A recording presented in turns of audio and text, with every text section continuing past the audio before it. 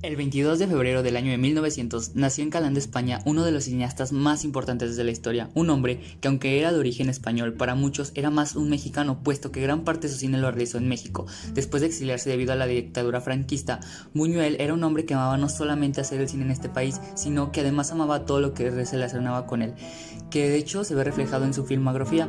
Así que a día de hoy hablamos de Luis Buñuel. Se sabe que Buñuel estaba muy al tanto de las artes, sobre todo de las artes escénicas, puesto que como su familia era de muy alta sociedad, sus padres lo llevaban siempre a toda clase de función, como el teatro para ver la ópera o también el cine, donde comenta el director que tuvo sus primeros acercamientos al séptimo arte, como obras en El viaje a la luna de George Méliès.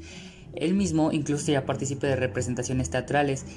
Cuando llegó a la universidad, abandonaría la carrera de ingeniería agrónoma en 1920 para entrar a la Facultad de Filosofía y Letras. Durante esta época es en la que participaría en ciertas tertulias y en el cineclub escolar, donde conoció a varios de los nombres más importantes de su generación, entre los que estaban Salvador Dalí y Federico García Lorca.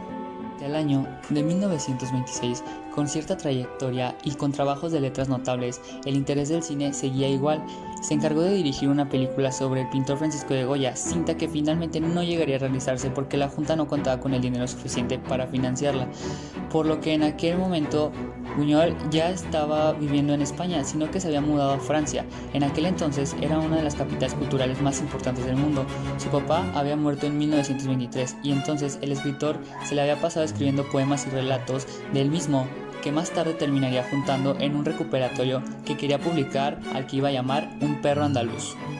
Hay que destacar que durante la estadía en París fue importante en su formación como cineasta, puesto que además de su cine, sus relatos también se vieron fuertemente influenciados por el surrealismo, y como Buñuel era un hombre pudiente, acudía al cine siempre que podía, ya sea para funciones de público general o para funciones privadas. Según relata, su amor declarado al séptimo arte llegó después de ver Las tres luces del director alemán Fritz Lang, lo que provocó que varios días después se le presentara a Jan Epstein en medio de un rodaje para rogarle que le enseñara todo lo del cine. A cambio de sus servicios de director, aceptó y lo contrató como asistente de producción. Con esto Buñuel también comenzó a escribir para revistas y se volvió crítico de cine y de arte en general, siendo un escritor habitual en la Gaceta Literaria, para la que fue director hasta 1927, y de hecho el director de la revista también le propuso fundar un cineclub, y así comenzó a promover el cine de vanguardia y surrealista. Hizo también de actor en algunas películas, teniendo estos papeles muy pequeños,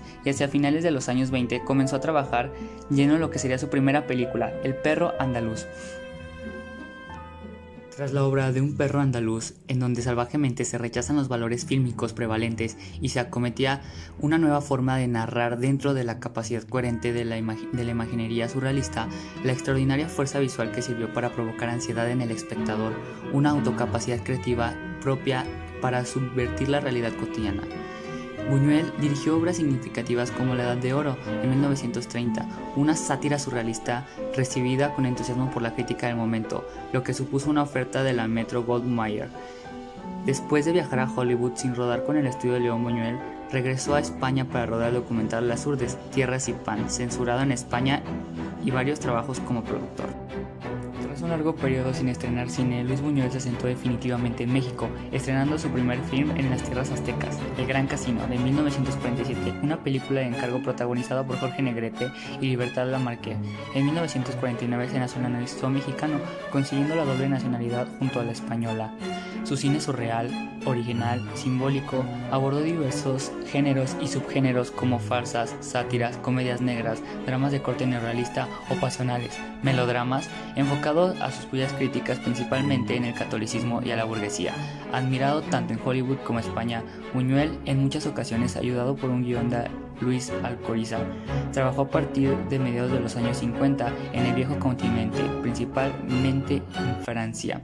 Tras dirigir La joven de 1960, drama realizado por la producción estadounidense, Buñuel fue invitado por el gobierno español para dirigir Viridiana, un film en una sátira religiosa con un enfoque premicista al ser humano. Se convirtió en un escándalo, siendo de nuevo censurado por la Iglesia Católica. Su penúltima película como director, antes de su oscuro deseo, fue El fantasma de la libertad, uno de los títulos más vanguardistas. Luis Buñuel finalmente falleció en Ciudad de México el 29 de julio de 1983 tras padecer cirrosis. Tenía 83 años de edad y fue incinerado.